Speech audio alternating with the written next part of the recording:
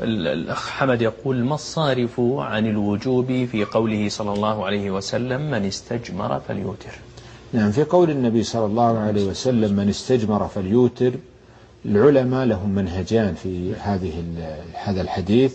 فذهب الحنابلة إلى أن قوله فليوتر هذا للوجوب، وبالتالي رأوا أن أقل ما يحصل به الاستجمار 3 مرات.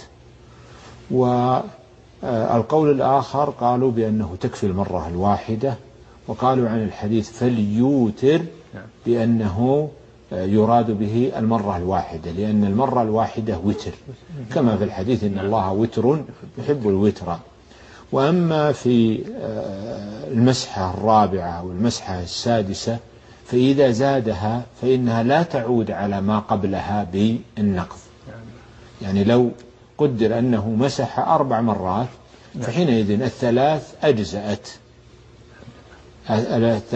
أجزأت، والرابعة لا تعود على ما سبقها بالنقض، بحيث نطالبه بأن يوتر، بأن يجعل 5، لأن 3 قد تمت. نعم. أحسن الله إليكم. هنا إحدى الأخوات تقول: هل ورد